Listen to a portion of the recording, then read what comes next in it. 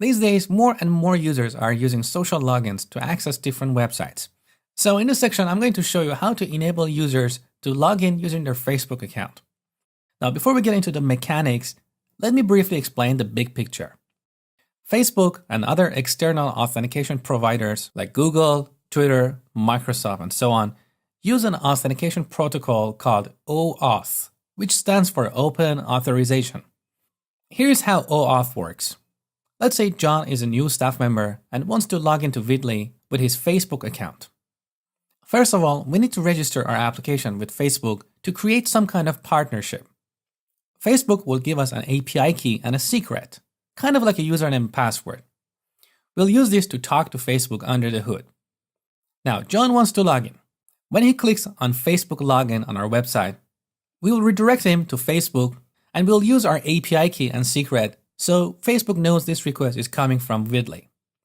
Now, to prevent a malicious user from finding our secret, we use HTTPS or Secure HTTP protocol. So the data exchange between these parties will be encrypted and no one can intercept this communication. Okay, now Joe is on Facebook. He logs in with his username and password. On Vidly, we don't know and we don't care what his Facebook credentials are. Once he logs into Facebook, Facebook tells him that Vidly wants to access some basic information about his account.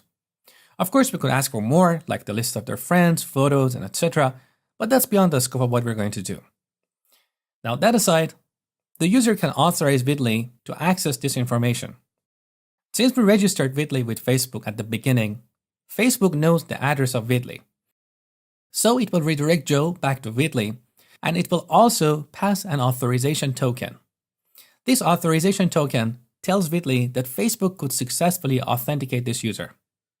Now on Vidly, we get this authorization token and send it back to Facebook with our API key and secret.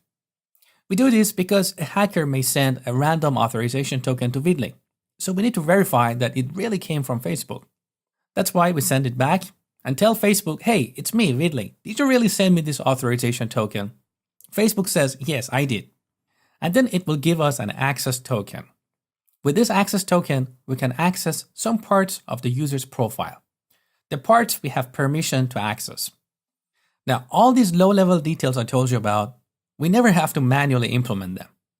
They're all baked into ASP.NET Identity, and using social logins in ASP.NET MVC is incredibly easy.